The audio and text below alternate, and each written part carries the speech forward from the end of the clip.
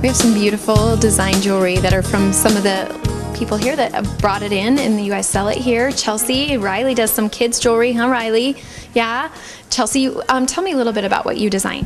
I actually do a lot of jewelry just out of plain gemstones, and I like to do kind of Irish-inspired designs. Do you have Irish descent? Is that what? Yes, I do. Obviously, right? So tell me a little bit about some of the gemstones and where you got your inspiration. I just love the colors. I collected gemstones when I was actually my daughter's age, and she just started. So I just love the gemstones. That's why I make it, and I kind of just go by colors is what inspires me. I find something that I think is really pretty as far as a gemstone, and then I try and find things that go with it to make up my necklaces and bracelets. And do you do that here in the store? Do you make them usually here? I do make some of them here. I don't always make them here, but some of them I do, and some of them I just bring in after I've made them. But I do get a lot of the beads from here. And some of the rocks, do you cut them yourself, or do you just buy them kind of that? My husband has. My husband's cut a couple of times, but most of the ones he's cut so far I've kept because I've liked them. But yeah, we're kind of special to you. Yeah. He's probably going to start making a little bit more of the pendants now that he's been learning how to use the machines. So what do they usually range from, like your necklaces here? Price-wise? You know, mine are usually anywhere from 20, and I think right now my most expensive one is like 50, 55. Mine are very, very affordable. Yeah, I try to do lower prices. So that people can come in and get them for gifts for friends and family. For sure. Yeah, I like to make them something that I could afford myself. So I try not to make them too high priced. Exactly. And Riley, what do you make? Kids jewelry. Kids jewelry. What kind of beads do you usually use?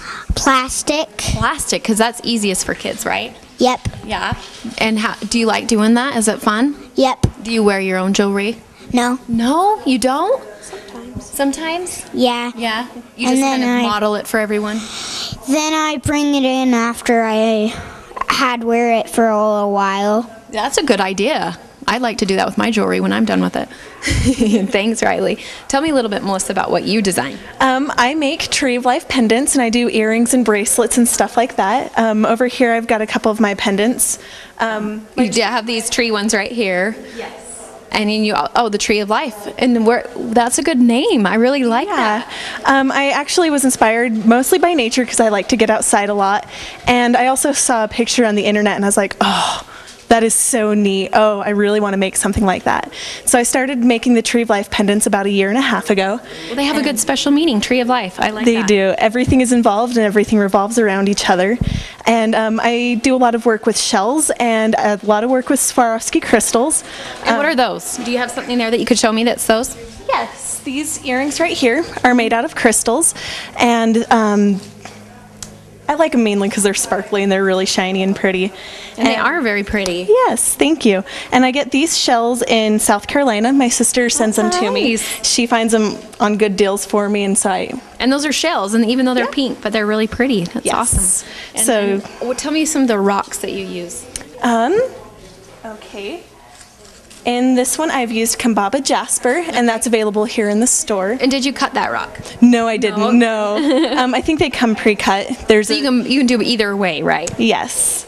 This one right here is agate, and Daryl cut this one. He was really frustrated one day, and he kept messing up and said, you know what, Melissa, take this piece and make something really pretty out of it. And I was like, okay, I can do that, no big deal. What is this called that's on the outside? Is that called wire wrapping? Is that what they were talking about when they were talking about that wire? Yes, this is wire wrapping, and I use sterling silver wire to make sure that it's high quality and that it's not going to fall apart someday. I want to make sure I'm not selling crap. And it doesn't tarnish as easy? I think it does tarnish, but it's easily cleaned. It's not that big of a deal.